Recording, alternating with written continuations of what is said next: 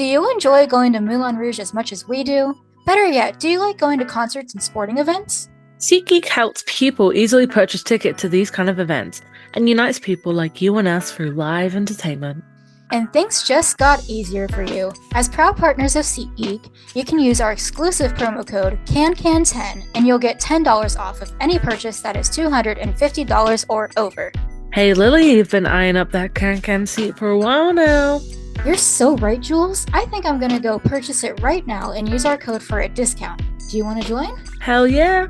Again, that's CANCAN10 to get $10 off of any purchase that is $250 or over. Only valid for your first purchase.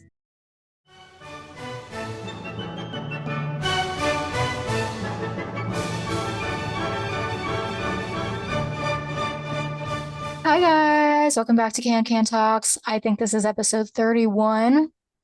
Still crazy to me that we hit number 30.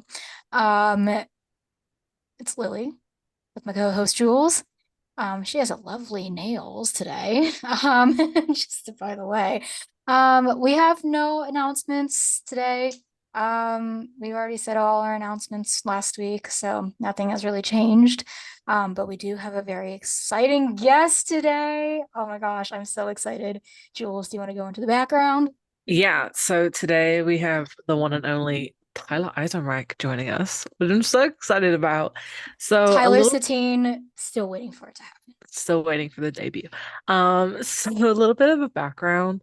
So Tyler made his Moulin Rouge debut with a tour in Salt Lake City. Um, and that was his first I think that was his first national tour, maybe. Yes, possibly. I don't know. I could be wrong. I think I read that wrong. Okay, so he split his time between Broadway and tour. And then before Moulin Rouge, Tyler was in West Side Story on Broadway in 2020, as was actually his Broadway debut. Additional credits for Tyler include regional productions of Chicago, Hairspray, Shrek, Spring Awakening, and even during the national tour of Rogers and Hammerstein Cinderella. The best thing that I know about Tyler is on his bio, his quote that says, keeping psychiatrists in business since 1994. Um, he recently just came off of doing the Who's Tommy, and he is back to doing God knows what, and we're gonna find out today. Go spot him in Um, the Tony Awards performance. he's in the Tony Awards performance. Mhm. Um, anyway, let's get into our interview with Tyler. I'm so excited. Oh my gosh, we're with Tyler. Hey, Yay. hey. Hi, Tyler. Thank you again for taking time out of your schedule to come and talk to us. Really, really appreciate it. So we're gonna start off with our questions. So my first question is, what is your audition story? For Moulin Rouge, I actually auditioned twice.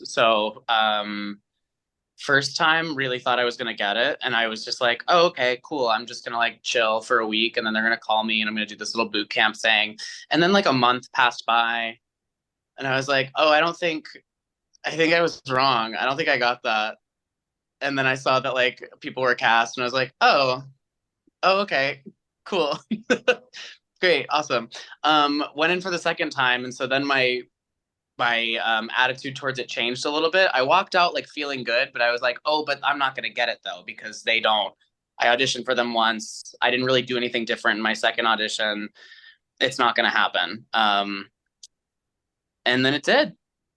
And then I don't know if you're familiar with like the boot camps that Moulin Rouge does, but yeah, basically like booked that boot camp, and there's no like guaranteed future after the boot camp, like with the show. But with our boot camp, they were like, we're looking for somebody to be a universal swing. It's going to start like pretty quickly. We did the boot camp Monday through Friday. And then 2 hours after I left Friday, they were like, hey, we want you to do this. Can you leave on Monday to go to the tour? And I was like, okay, great. Very, very quick. I feel like I was just sort of like dropped into the Moulin Rouge world. Yeah, very quickly. I spent like 6 months on tour before doing the Broadway company, and then spent another like 4 months with the Broadway company, and then started going like back and forth pretty much every other week. At one point, it was every other week for like 2 months. I was like back and forth between the two different shows. That's a lot, like especially traveling, like both Oh back and yeah, forth. I just had like my two suitcases, and like even when I would be home, I would still live out of those suitcases, and I'd just be like, okay, put everything that's in the suitcase in the laundry, put it back in the suitcase, go out to tour, and that was like how I lived. Wow. That's pretty intense. Yeah. Um, Yeah, that's crazy. Oh my gosh. Yeah. Especially like the amount of time that like you were just thrown into it. Like that's wild. Yeah, yeah, pretty much. I mean, like it just went from learning, you in the boot camp you like learn a lot of the show, but you don't learn the whole thing at all. And then immediately, I think like 2 weeks after that, I was doing the show, and then like a few weeks after that, I'd already done like 3 tracks, and I was like, okay, I didn't have time to like really, I guess, realize what was happening and what I was doing, because it was like that weekend I was packing everything because I had to move out of my apartment and like move all of that stuff, put it in boxes, get ready to go on tour again, and just like, yeah, yeah, it was a lot. It was a lot, but I'm okay. We landed on our feet. We're good. yeah, Yes. exactly. Like you pushed through, you made it, and then you did Broadway for a little while, but it was really fun to have you on Broadway. Um, so, you know, it's not all doom and gloom, you know? Yeah. And now you get to like put it on your resume, which is like Yeah, it's pretty cool to say that you did that. exactly. Exactly. And with the Universal Swing, you get to have two credits on your resume because you get to put the Broadway one and the tour one. Mm. See, it's work smarter, not harder, you know? Exactly. Um, that is good. Lily, go ahead. Yeah, so what was like your first show with Moulin Rouge like?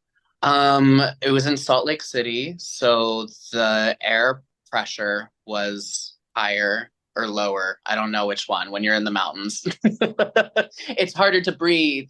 Um, yeah, it was crazy because that was also honestly one of the first times being back on stage after the pandemic for me. Like I'd done like little gigs here and there, but to do like a full-fledged musical, I really hadn't done one in a long time.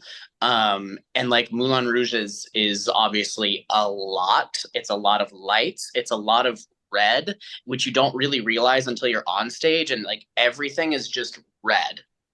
Like it the lights are red, the stage is red, everybody's costumes are red, everything is red. And so being thrown on as a swing and like being under those lights for the first time, trying to make sure you know where you're going, kind of being like discombobulated on stage because you're like, what? Where am I? What's happening? The strobe starts going off in Seven Nations, and the first track that I did was like the front guy in the Seven Nation dance break and Bad Romance, and like there's a strobe on the tour at least that's like really going in your face.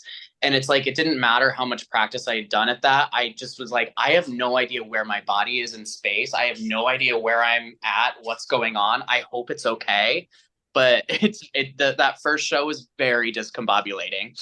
Um and like nobody really like walks you through like how quick the costume changes are, and especially being on tour you have people that are you have dressers that are just from the city, like they don't necessarily travel with the show.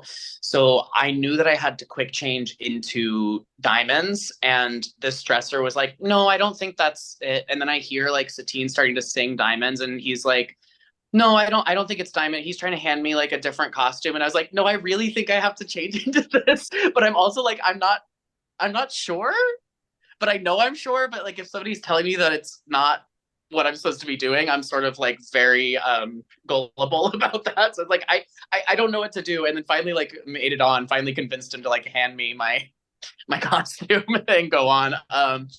Yeah, it was wild. Oh my God, can you imagine though if you like got changed into like your shapes outfit and went on He for truly, and Diamond? so confident. He like just like, and I was like trying to like just like grab it off the rack, and like he felt weird about that too, and I felt weird about it because I was like, I don't want to overstep your job, but like Satina's Courtney Reed is literally out there like singing "Diamonds Are Forever," and I need to put on this costume. Like I don't know what to tell you. I need it. Right. It's so funny. It's just I can just imagine you like just going on stage in a whole different outfit. I would have I would have gone on too, like being myself. I would have been like, well, I have to be in the spot, even if I'm just like half dressed in my dance belt, whatever. I have to go. I have to be in the spot.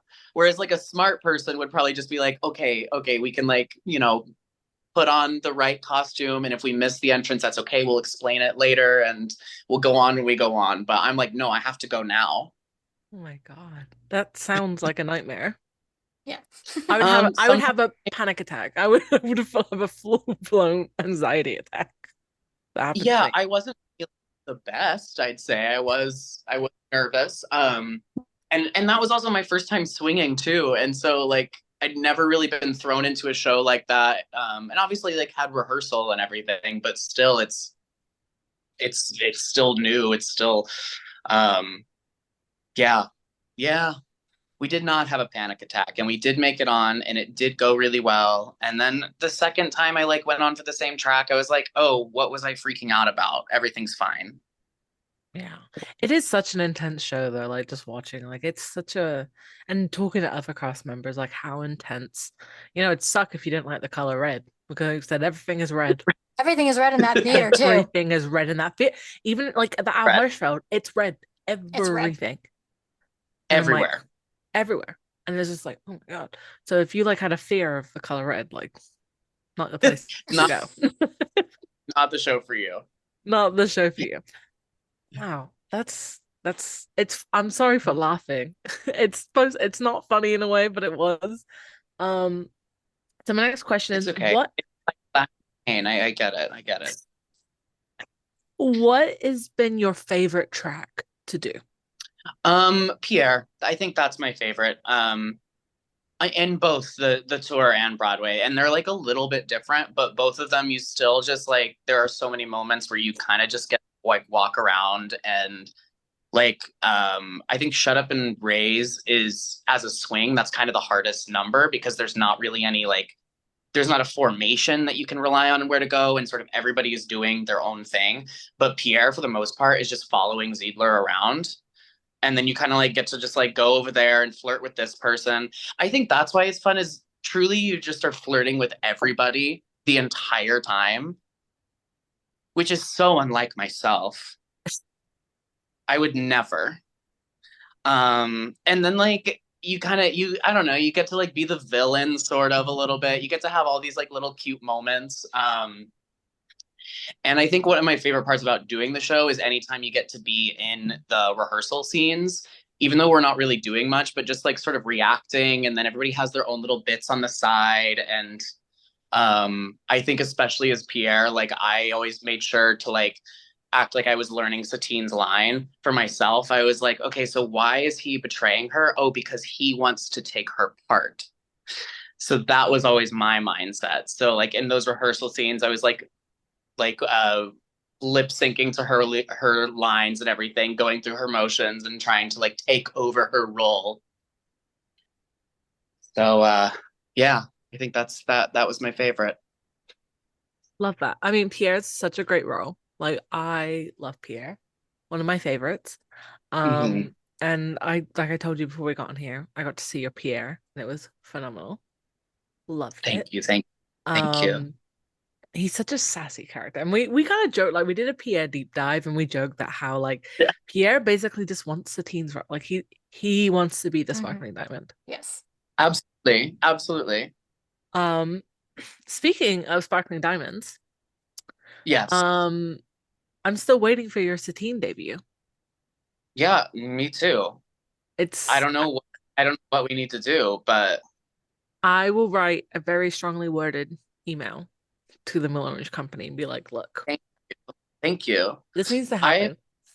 I've like asked around. I've asked our associate director. I've asked our associate choreographer. I've been like, hey, can I be Satine? And like the associate director was like, yeah, ha ha ha. And I was like, I don't know why you're laughing It's a because I'm serious serious. thing. Yeah.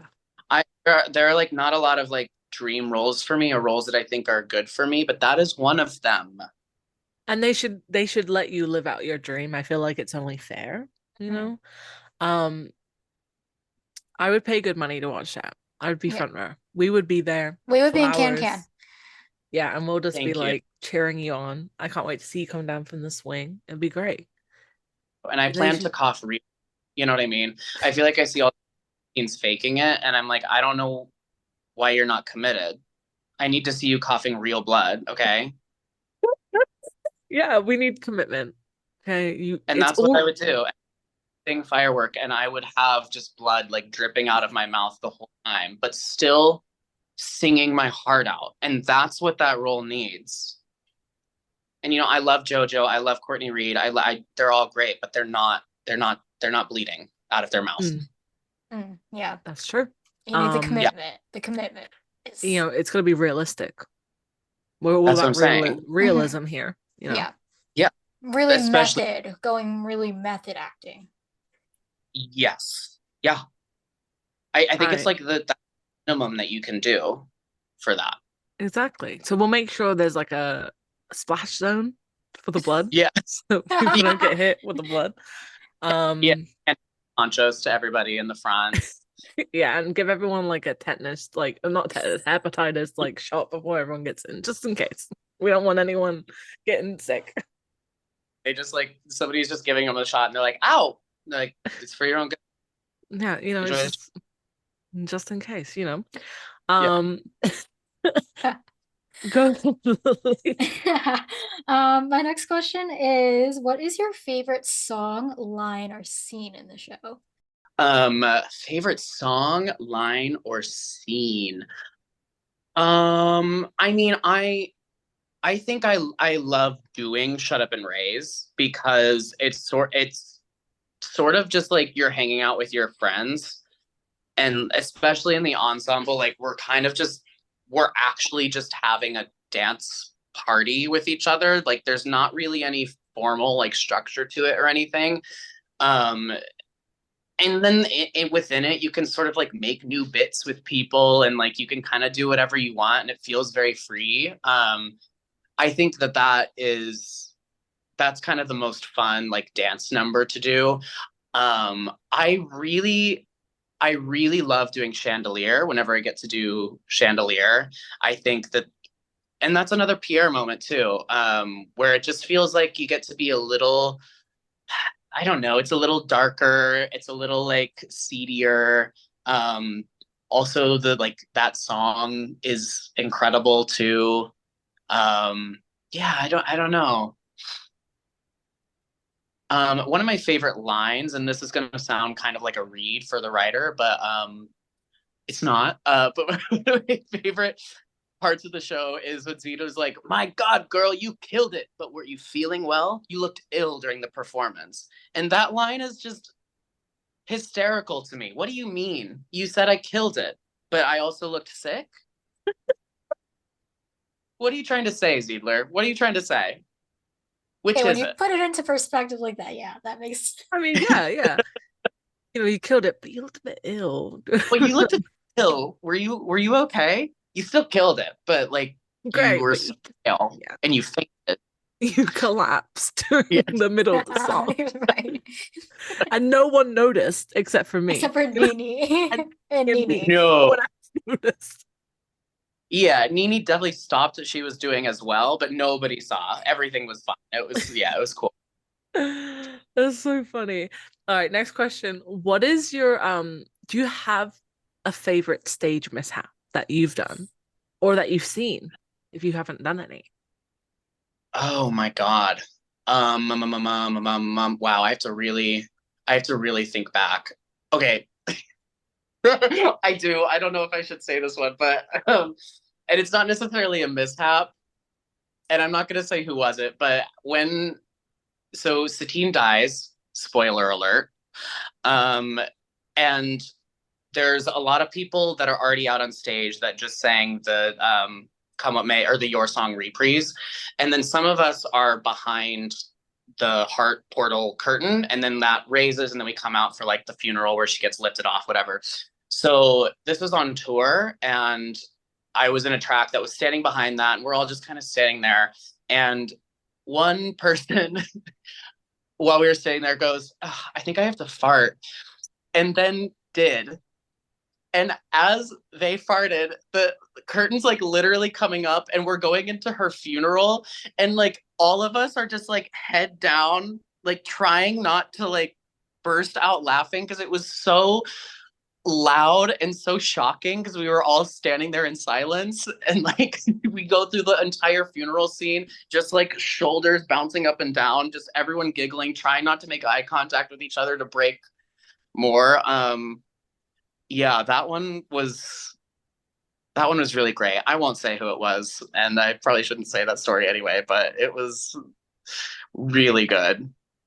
I mean, we talk about like phone, like in the audience, this perspective of the audience, like phone alarms going off, like when Satine dies. So like, My God. That the classic alarm. It's always when Satine dies, and you're just sitting there so sad. It's like ding, ding, ding. I'm like, There was when I was doing West Side Story, the revival, like we at one point were playing like past the quarter during the show, and like literally Tony has just died.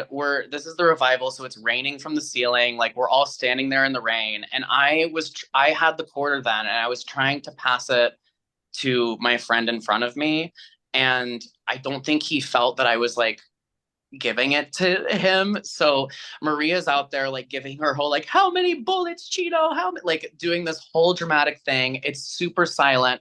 And my friend does not grab this quarter. So all you hear is this loud like ding on the ground as it hits the stage and then starts to bounce. And then you hear it like rolling for a little bit until it finally comes to a stop. And that was another one where you just saw everybody's head like go down, trying to like turn our laughter into like sadness or crying, whatever. I don't know why it's always during these death scenes that stuff always happens.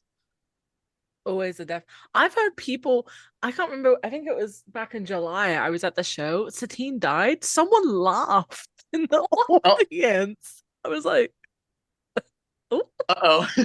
yeah, she dies, and they're just like, ha, ha, ha, ha, ha. And I was Maybe that's how they cry. Maybe they were hysterical crying and it sounded like a laugh. like, maybe, maybe maybe. John There's Groff some, in the in I don't know if Jules, I don't know if you've heard this story, but like John Groff during Spring Awakening, when he sang Left Behind, and all he could sing was All Things, and everybody is trying not to like laugh, and like some cast members apparently burst into tears crying. So that's so funny. Oh my God, that's hilarious. Go, go ahead, Lily. oh my gosh. I love this. I love asking this question because it's just like it's very like personal to me. I have a song that follows me everywhere from like a song from the show that follows me everywhere. It's Firework by Katy Perry. So I was wondering, do you have a song that follows you everywhere, like from the show?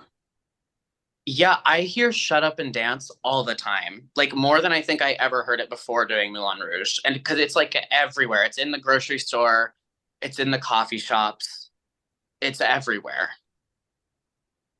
I actually feel I like a lot Yeah, I feel like a lot of the music from this show, like I didn't realize how much of it you heard like constantly everywhere. Yeah, Yeah, yeah. I went to a country concert like this past Thursday, and he did like some pop songs throughout the decade, and or I guess throughout the past 3 decades from no wait 70s, 80s, 90s, 2000s, yeah. And he did like a huge like pop medley for the 2000s, and he sang Shut Up and Dance, and I was like, hang on. It's a country concert. Like, Yeah, I don't know. The people love it, I guess. Yeah. Um, what would you do if you weren't on Broadway? Oh, I would move to the mountains. Wait. I want to ask a follow-up question to this question. As if I had like never pursued theater, or as if I was like gonna leave. Okay, if you never pursued theater ever, like if you weren't destined to be a Broadway actor, what would you be doing instead? I think I would be writing actually, which I guess is just another like art form um that is maybe not lucrative. I always try to think like what would I be doing that's more like what's the word? I don't know, reliable. What would I be doing that's more reliable? And I can't think of anything. I'm like, oh yeah, I would take my backup job would be writing, which is probably even less lucrative than doing theater. But I think that's what I would be doing. I always like loved like growing up. I loved reading. I loved English class was like the only class that I actually like paid attention in and really put my whole self into. So I think that's what I would be doing. Um, yeah.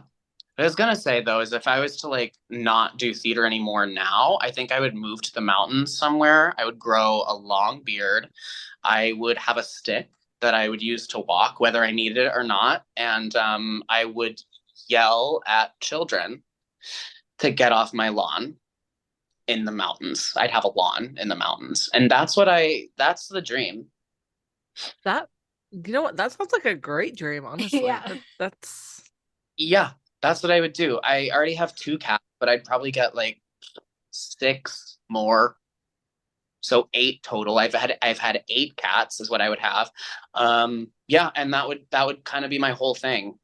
Would just be like it'd be in a small town, so there'd be like lore about me too, where people would be like, "Don't go to this part of the mountains. There's an old gay up there who will yell at you," and like blah blah blah, all this stuff. And that would sort of be like my thing. So yeah. oh my God. Okay. Well, that sounds great. Do you know what? Yeah. That could be a plot. That could be a That's what I musical. was gonna say. That could be a It's great like Chitty Chitty musical. Bang, you know, like the I mean, no, I'm not trying to say like the weird guy in Chitty Chitty Bang. You cut out a little bit. Say that again. No. Are you trying to say that I'm like that I would be like the child snatcher from Chitty Chitty No, Bang Bang? I wouldn't say you are, but you would be like an old man who yells at people, not a child napper, but like you'd be like a Yeah, yeah, scary, yeah. you know, thing. That But could then be like a movie. yeah, for sure. But then like you obviously like learn that he's not scary, right? And like he's just in the mountains with all these cats and that's okay. Absolutely. I mean, cats are great. I love the idea. Thank Yeah, so oh my gosh. My next question is, do you have like a dream role or even like a dream show that you'd like to be in? I'd love to be Cassie in a chorus line. Like say that half ironically, half not. I think something like that. I also would love to be Charity in a Sweet Charity. I say that like with no irony at all. That one is like more realistic of like actually I would really like to do that. And I'd like to do a Sweet Charity where they're like you know they call it like the dance hall but they're all like supposed to be all these prostitutes and I'd like it to be like fully like yes these are prostitutes and they look like it's not all women it's sort of like every it's just everybody but that would be one of mine and probably with like original Bob Fosse choreography as well. Oh my Yeah. God. That would be fun. Yeah. Oh, here we go. So, sorry, I'm looking at all my questions. Okay, I want to know this personally. Where did the nickname Tina come from? So it's not a good story, not exciting.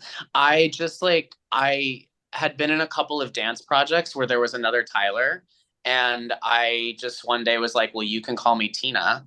And so then, and this dance project, they kept calling me Tina, and then it happened again for another thing. So they were calling me Tina, and then I got to tour where Tyler Logan was, and Amy Kwanback was like, "Oh God, how do we like differentiate you two?" And we're talking, and I was like, "Well, people used to call me Tina, so call me Tina." Love that. I was so curious. Yeah, well, and so it's not a good story. I don't even know where the name Tina came from. That I just like said that one day. I was like, "Well, you can just call me Tina." Um, but it's now at the point where like I prefer that, especially like in a work environment, and I don't really know why. Like when I did Tommy, I think I like sort of like tried to like whisper that to some people. I was like, yeah, you can kind of like, it's okay. You can call me Tina like, if you want. Uh, but it never really like happened. And I just was like, don't call me by my real name. I hate that. It makes me feel like I'm in trouble. But Noted. like So call you Tina. yeah, yeah, I don't know. I'm sorry, it's not a good story or an interesting story. It just is. There was somebody else named Tyler, so I'm Tina. I do love how it just stuck. Yeah, like to the point where, I mean, I don't remember if it was like one of you that yelled Tina when I was walking by the Moulin Rouge Theater one day, but like I It was instantly me. turned. It was Yeah, me. I actually respond to it like it's my own name at any point. Noted. So keep Yeah, calling you Tina. Okay. yeah. That was me who yelled Tina. You was like, Okay. Tina. It's like, hey. And that's why I was like, is he back? Like, that's like the day I saw you, we were like, because I think you came out this, like, we were waiting to go in and you came out Yeah, the stage door and we were like, I was there with a group of friends and we were like, wait a second, is Tyler coming back? Like, so. that must have been the weekend when I was there for 3 full days, Mhm. probably. We did see you in, we saw you in the back, on the stairs. By Oh like the yeah. standing room. Yeah, yeah, we did see you, and we were like, "Is that Tyler?" Like I don't know, we were just walking by or something. I was like, "Did I just see Tyler?" Tina, Yeah, back there for a whole 3 days. So I was like watching the show, trying to see if I remembered it, and I was sort of amazed at myself for how much it just sort of like came back, but also a little horrified because I was like, can this information leave my brain at some point? But but I guess if I'm gonna be coming back, then it's a good thing that it's like really sticking. But yeah, You just never get rid of the Moulin Rouge. It never no, leaves. It's just, never yeah. leaves you. I mean, look at Tveit. This is like his fourth time coming back. Ricky It's just Ricky Rojas. Ricky, they Exactly. can't get away from it. We even got JoJo. She Yeah, came back. yeah. So like it's And just Aaron like a Tveit had to like go in for that emergency cover yeah, performance he did that one night. There for that. That was wild. That was wild. And then it was like, hey, he's coming back. for And one now night everyone, only. yeah. And then he came back. Now he's back. What? He's already 6 weeks. I think he has like what, 6 weeks left or something, 5 or 6 weeks. Already. Wow. Yeah, I know because it's I know everyone's like wondering who the new announcements are. Everyone's getting like there's like rumors and all this, so everyone's like waiting for them to announce who the new people are. So hopefully we'll find out soon. Yeah. Um, Okay, so my next question is what was your favorite costume? Because the costumes in the show are amazing. Do you want to know something really sad? I never got to wear my Shapes costume ever. I don't even know what it looks like. Like I have no idea because I just never ended up doing that track. So I have no idea. I have no idea what my Shapes costume looks like, and that to me is really sad. Um, my favorite though. You know what? I think I really like the Only Girl costumes, like just like the jacket and the gloves and like the little whatever you call the bow thing in the front. I have no idea, the little ruffle. That one's fun. I love all the Pierre shirts. I love the little collar, the choker, and the again, it's sort of that ruffle shirt thing too. Yeah, I think my biggest regret though is not being able to wear my Shapes because I think that would have been my favorite. Whatever it is, I have no idea. I have no idea what it looks like. I mean, because I was upset that you didn't have a clown costume. Yeah. Yeah, I think it's best for everyone that I don't have a clown costume. I think I think people would leave. I think people would leave. They'd say, "This is terrifying. I have to go." I remember that. I was like, where's his clown costume? I was very upset. Just didn't have it. So I I kind of know the answer to this, and I think everyone does, but I'm still gonna ask you the question. If you could be any if you could be any other character in the show, no matter gender or whatever, who would you be? Well, okay. I mean, we've already talked about Satine, but it would be Satine. And I thought that I grew up with the movie too, and like I wanted to be Satine. I wanted to be Nicole Kidman, like growing up with it. Um, I think the other one would be Nini. Oh, that's very fierce. Nini is awesome. We love Nini. Yeah. I would. Yeah.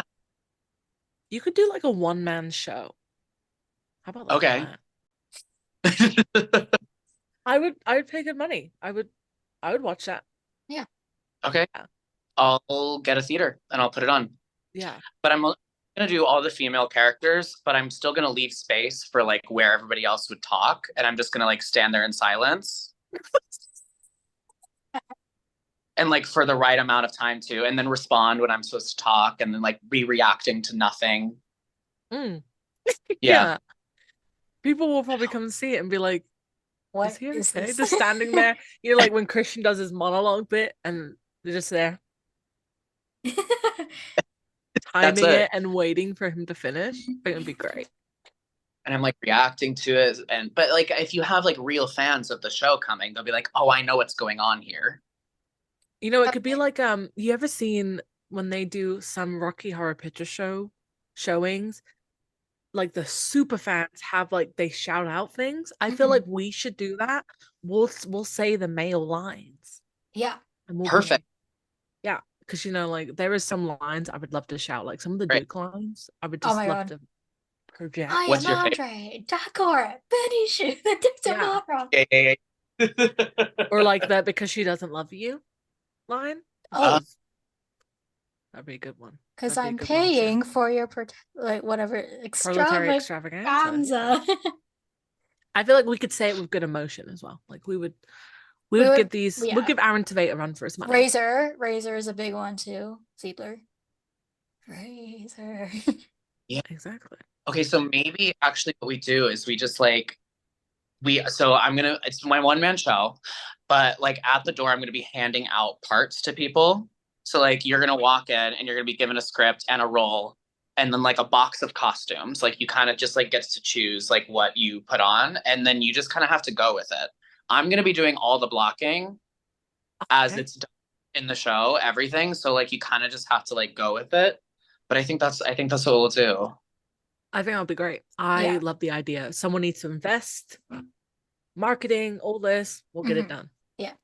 Perfect. I think there would be like a total of like 12 people there probably. We would be there. So that's 2 people Yeah. guaranteed already. For sure. But then you'd probably have to be in it though. So That's okay. yeah. we can make a sacrifice. Okay. Cool. Trying to look. Okay, so here's a fun one. Do you have any pre-show rituals? Like either for Rouge or the Who's Tommy? Yeah. Warming up. No- Nothing fun, only practical. Warming up. Sometimes like groaning, being like, oh, my body hurts. And then I like have to say that out loud and then get over it and just like do the thing, you know? Yeah. Wow, I'm really boring with my pre-show stuff. I don't have anything. I make sure I'm caffeinated. I stretch. I do some lip trills. I kind of just warm up. That's really it. Well, Very important. Sometimes basic is good, you know? You know? Oh, and then Yeah. I alt circle around myself and I spin around 5 times. I go Hecate, Hecate, Hecate. I forgot about that. But I warm up and then I do that. That's my ritual. Just slip my mind a little bit that I do that. And they're like, Tyler, you can't put salt on the stage. And I'm like, okay. And then I keep doing it. Like just, you know, they can easily get it off. They just take a little broom and Thanks. just Oh, and it's a little broom too. It's very small. It fits right here, just like in your thumb and yeah, yeah. That's pretty much it. Before the Who's Tommy, we all used to like get together in a circle and then like do the Who's Tommy and do that. that's cute. It was kind of cute. Yeah. You should do that with R.I.P. Rouge and be like, prostitutes, prostitutes, prostitutes. You're pumping yourself up. Yeah, you gotta get yourself in character. Yeah. And like because there's the pre-show with Rouge, that'll just happen like on stage in front of everybody. Oh yeah, and they'll be like, everyone will be watching like, What did I get myself into? What do we sign up for? You've got the Johnson family from like Milwaukee coming, and it's their first Broadway show, and they're like, these people are shouting prostitutes on stage. What's going on? And they'll be like, yeah, we like, get the kid, let's go. We're going. Oh, that's so funny.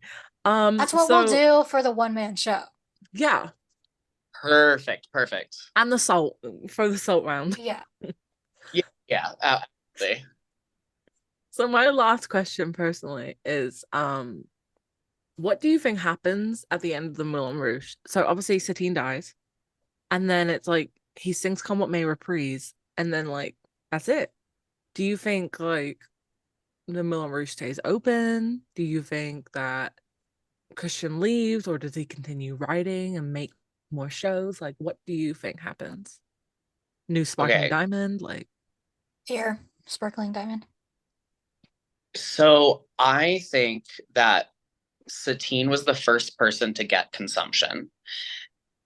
After she died, everyone got consumption. So when everybody's coming out and singing the reprise, we are all dead.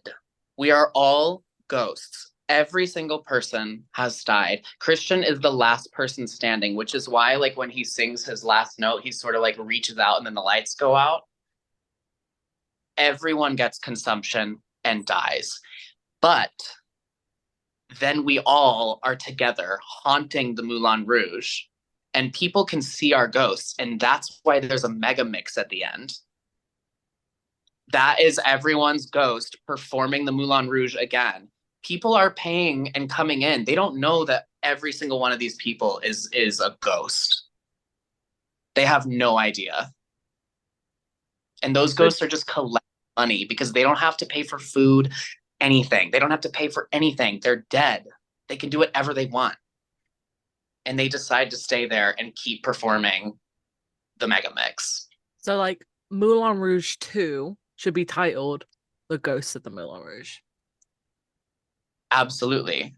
Moulin, no, don't say that. Okay, I have to say it now. Moulin Rouge. I don't know. Oh, that's embarrassing. I said that out loud. Wait, you have to try a bunch of different titles before you get to the one. Yeah, we'll have to brainstorm. Okay. Just the fact that you were just like, everybody gets consumption. Bill, because that's what I've always thought. Every time singing the reprise, I'm like, we've all died. And that's why we're all kind of like holding each other's hands and we're like, hey, here we are. We're all ghosts now. That's why the dude comes back in Encore. Exactly. And he's a ghost. And he's a ghost. Yeah, the Duke is, that's it. He's like, we'll just see about that, but we you don't never see about it because he dies. Okay, and also we have to talk about the fact that the last thing that the Duke says is, we'll see about that. And then the next time he shows up is the encore. I think he went backstage and he was like, oh God, I've got a tick, and started coughing. And then he was like, you know what? I need to go home. And then he had consumption. Obviously he had consumption. He was with Satine as well. So yeah. Yeah, that spreads like wildfire, you know? And he slept with Satine, so he really has he has like super consumption. Him and Christian are the battle of who has the worst consumption. Exactly. But for some reason, Christian still outlives everyone. Yeah, I don't know. Maybe it's because he's from Lima, Ohio. Right, and they have like really great immune systems. Yeah, maybe people from Ohio have like. No, I cannot confirm that. I am from Ohio. That's a fact. I do know that about Lima. They just all are so healthy. Or Christian is God's favorite. God's favorites. And he's like, well, God's like, not yet. It's not your time yet. It about that line where he's like, I'm Christian, I'm a writer, I'm also God's favorite, is what the line used to be. And then they were like, you know what, let's just take that out. So My favorite is when they do the this is my friend, the songwriter. He's like, yeah, singer-songwriter, more of a folk sound. And then Then it's you like hear Backstage Romance happens. yeah.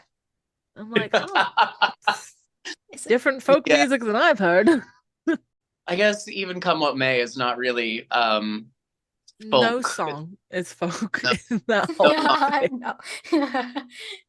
I'm like, oh, okay. It's like more of a folk sounding. I'm like, What would it be then instead of Backstage Romance? It would be like Brandy Carlisle. Yeah. it would be like It would be 2000, like, you know, country. 2008 Taylor Swift country kind of music. Yeah. Right? Yeah. So that's what Our it would be. song, like the, It'll you know, be the, our like song. the, Our yeah. song is the same as Slate. Because it has like that little like twang at the beginning of the song. So Yeah. Yeah, I feel like that would be it. Exactly. That's so funny. Anyway, Lily, do you have any more questions? I don't have any more questions.